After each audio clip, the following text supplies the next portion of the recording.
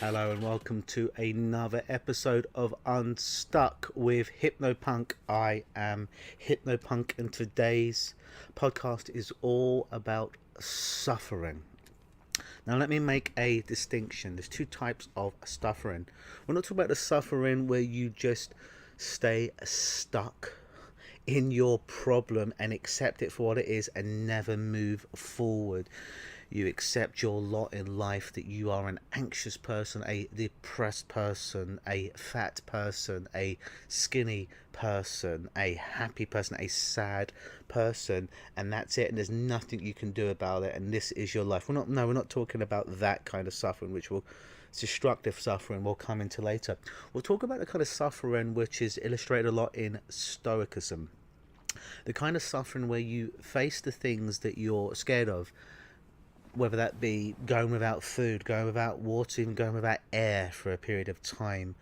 You face those kind of things and you face them to realize that actually there's a kind of beauty in that suffering, the kind of suffering you'll get from fasting, be that food, the kind of suffering you'll get by actually facing your problems, turning off all distractions and just allowing it to come for you without having to use some magical tools like hypnosis, neuro-linguistic programming or some kind of other change, but actually feeling it, accepting it, because these emotions, these things come to go, they do not come to stay. That's different. So that's what today's podcast is going to be about. But first of all, a big thank you to everybody who has been downloading, subscribing to these podcasts on iTunes or whatever format that you've been using, leaving your 5 stars and your written reviews. Thank you so very much. What inspires me to put out this free content, to put out these free podcasts that I know that you're enjoying because they've been downloaded well over 1,000 times now, is to know that they are being downloaded, to know that you are enjoying them.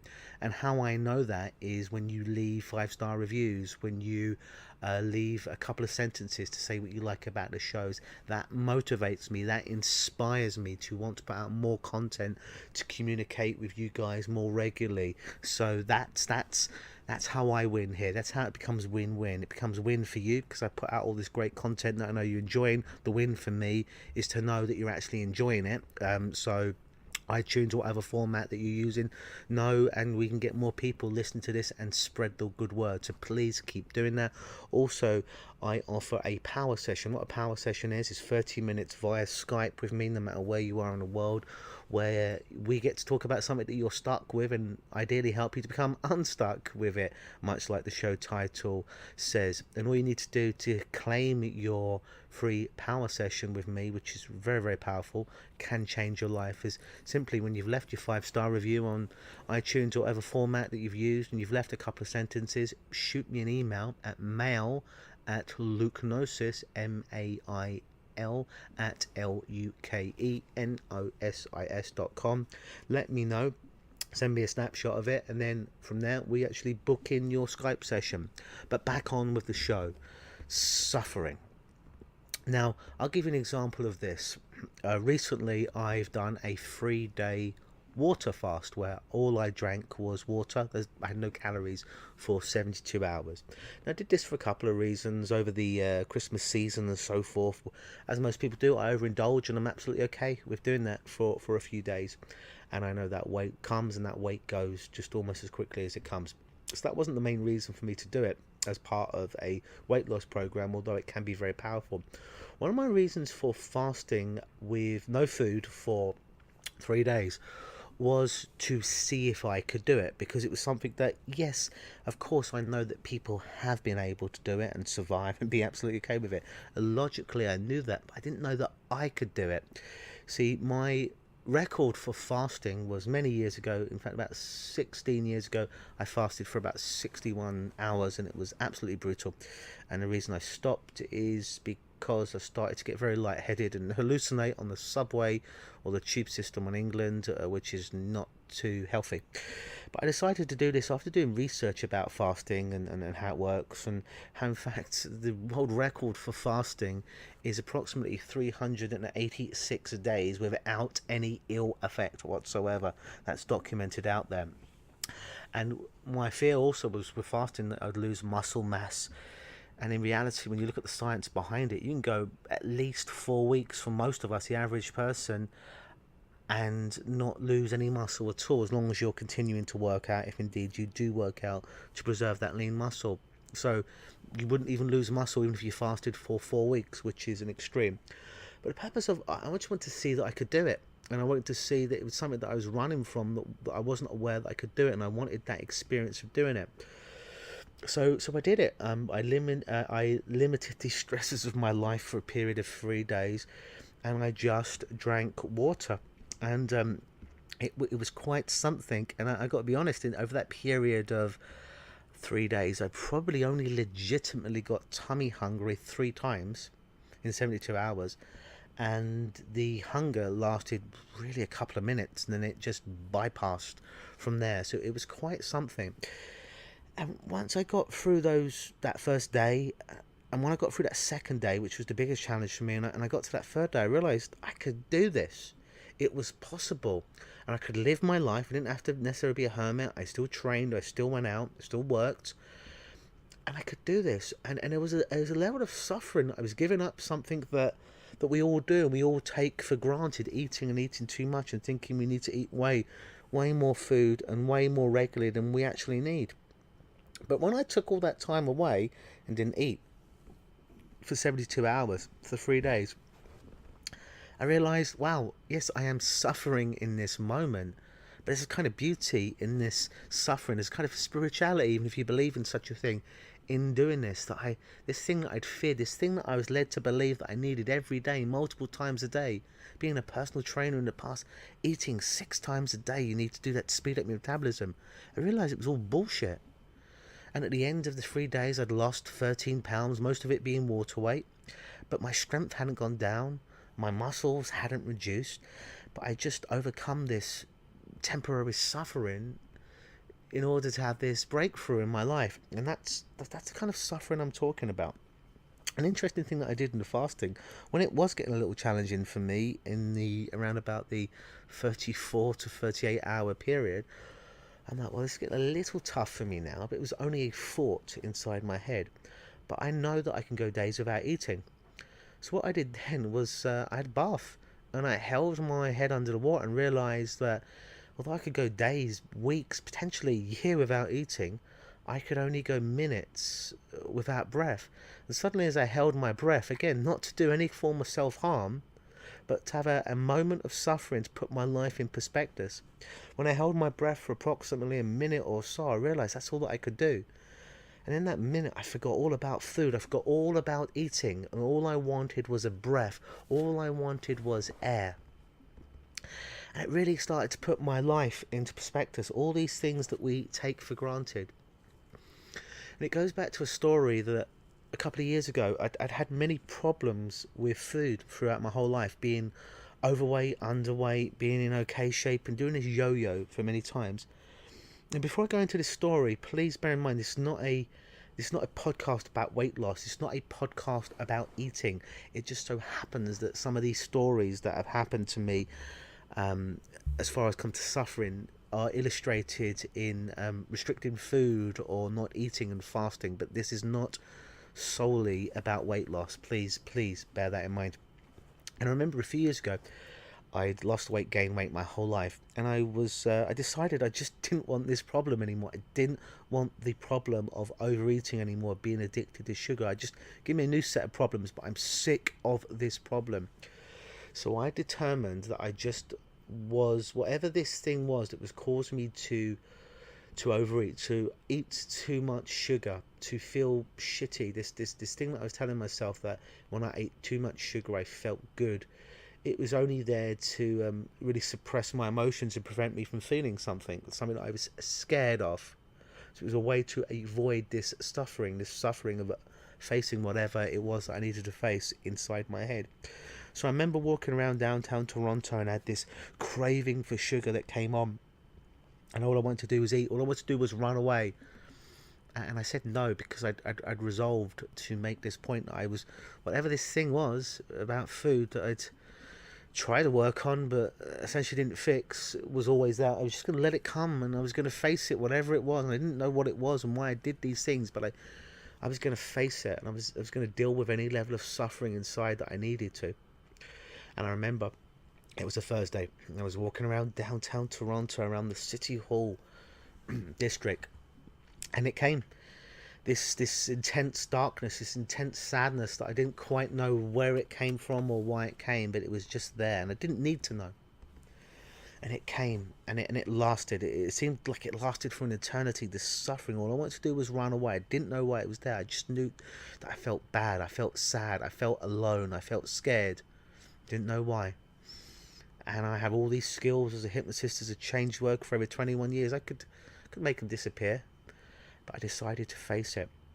And it lasted. This darkness lasted for about 75 minutes. And I decided just to allow it to come over me. And all I wanted to do was run home, to be honest, and sit and rock in a corner. And I just let it come, and I felt it, and I allowed myself to feel the suffering, to be taken into that dark place, to just feel it, to just accept it. Because I know one thing, that emotions come so they can go. And after 72 minutes, 75 minutes that seemed like an eternity, guess what? It just went, it just lifted. And this thing I'd run from most of my life, that problem self-corrected there and then, just like that. This thing that I'd been running from. Suffering that can be powerful in your life. Now, there's a form of philosophy out there called Stoicism. And it's not a religion. Some people get it mixed up with religion. It's not. But it's a way of basically being almost emotionless to things that happen in your life. It's a way to almost every month to experience things that you may be scared of, to realize they're not so scary. Whether it's that you're scared of poverty, maybe for a month you sleep on the floor in your bedroom. If you're scared of going without food, you fast safely. Remember I said that, safely, for a couple of days each month. Maybe you go a few hours, maybe you go for half a day without any liquid. Maybe you switch off all your electronic devices that you've been using to distract yourself, and you stop yourself from sleeping. And that thing that you've been running away from, that decision, you just sit there and you don't force it. You allow that decision, those things to come over you, and you just allow yourself to feel them. You think about misfortune. You allow yourself to experience it. Because sometimes in life we're always in this place of being comfortable. We want to be comfortable, but when we're comfortable we can't grow. Comfort is the worst kind of slavery, because you're always afraid that something or someone will take it away. But if you actually anticipate and you practice misfortune, the chances that this loses the ability to disrupt even your life. Because emotions like anxiety and fears have their roots in uncertainty and rarely in experience. Anyone that's ever made a big bet on themselves knows how much energy both states can consume. The solution is to do something about that ignorance, making yourself familiar with things, worst case scenarios. You're not afraid of them anymore. It starts to give you more control of your life. So whether you want to call them stoicisms or just experiencing some misfortune, not programming your mind to have more negativity in your life, but we always are in this bubble of comfort that we'll fight tooth and nail to keep comfort in our life, even if it fundamentally leads to our downfall and not having the kind of joy and happiness that we have. Practice stoicism. Practice experiencing some misfortune in your life. Practice sleeping on your floor. Practice turning off all your electronic devices even. Practice going a day without electricity. Practice a couple of days, as long as it's healthy and safe, under a doctor's supervision. Obviously you have to put that disclaimer out there. Fasting without any food, just some liquid. Practice a couple of days without talking to anyone, without going outside the house or going outside the house. Practice that thing that goes against your comfort zone, that takes you out of your comfort zone. To realize that thing that you've been running away from isn't nearly as scary as you think. For a period of time it might be, but when you face it, even if that's just inside your head, and quite frankly that's all we can do most of the time, then it starts to lose its control. And yeah, it might take a few hours, few minutes, few days of being uncomfortable. But you're there and you face it, and you realize that it doesn't matter what life does to you. You can go days without eating. I was watching a movie yesterday about these people got stranded on a mountain and they were scared about running out of food. But the fact of the matter is, scientifically, you go a couple of months without having any ill effects without going with any food, or at least a month, okay? At least a month without having any ill effects. But we believe we've got to eat all the time because we're comfortable. We're comfortable living in our own misery most of the time, where it's not quite painful enough in order for us to change, but certainly not anywhere near the kind of glory and happiness that we want in our life. Sometimes we've got to face these things to realise they're just wolves in sheep's clothing. Or sometimes they are wolves, but guess what? Those wolves come so they can go. And I want to share a little poem, a little prose, if you will, that kind of illustrates this for you right now. After the hit, everything goes black. I know. I didn't feel anything. You know, nothing. No pain, nothing. Then, don't ask me how. All of a sudden, I'm out of my body and I'm looking down from the ceiling. And I saw blood all over my face. And then, the next split second, I'm not in the restaurant anymore. I'm not any place I'd ever been. I'm standing on this shoreline, and out in front of me is the ocean.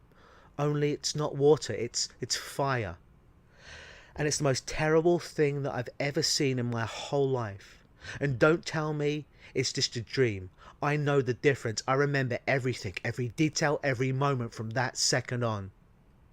And in front of me is this rolling ocean of fire, as far as I can see, empty.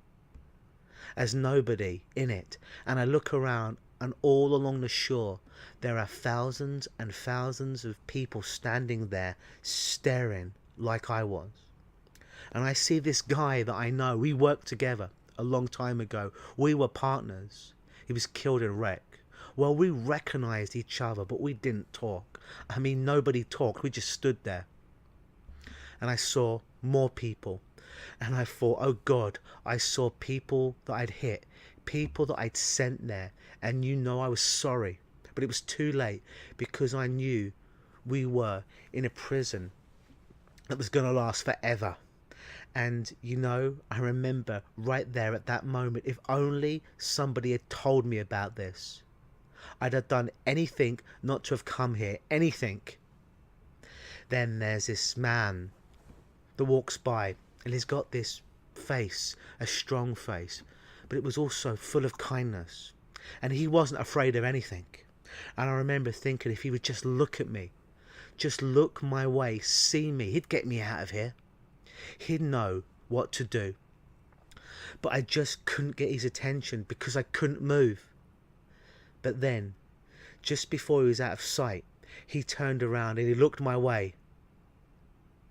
And that was it. That's all it took. Then I'm back in my body and I open my eyes. Open your eyes. See what's there. See that it's just a wolf in sheep's clothing. Or perhaps it is a wolf, but that wolf comes so that wolf can go. Stop running away from your fears. Stop running away from positive suffering. Embrace your life. Embrace your fears. Embrace fasting. Embrace sitting down in a dark room with no electricity. Not to fall asleep, but just being, just feeling what's going on. Embrace switching off all of your social media. Embrace being enough. Embrace the feeling that you're not enough. Embrace it, because it comes so it can go. Just as soon as it can come is as soon as it can go. That thing that you were so scared of, oftentimes, that monster under the bed, or that monster in the closet, when you open the door in your closet, when you look under your bed, you realise it was just a shirt, it was just a t-shirt, it was just a shadow, it was just an illusion. I'd like to finish off today, as I like to do with these podcasts, with the warrior's prayer. We face dire challenge and chance. Our life, our way of life, it hangs in the balance, a fragile glass ceiling, a fragile glass standing on a wire high above the asphalt. And as we pray for not one drop of rain under an overcast smile or overcast sky, and yet I smile. We will fight and we will bleed, and yet I smile. We shall face men, some coward in their roles by circumstances, some desperate murderers thrilled by blood. We shall end them all, as is our charge this day, as it is our sorrow, and yet I smile. We will leave our loved ones to traverse a dangerous road, rushing out of peace in the war, and yet I smile. For we will mine glory from the wrath of struggle this day. We will honor and protect this bastion of life in a land of dead, and we will win. You trust the King. We will win. And I smile and I laugh and I rejoice this day. For on this day we are joined in purpose and vision. We are of a singular heart and mind. On this day we are one. We are one. We are one. We are one. I've been Hypnopunk, and this has been Unstuck with Hypnopunk. Transformation with edge. Always believe.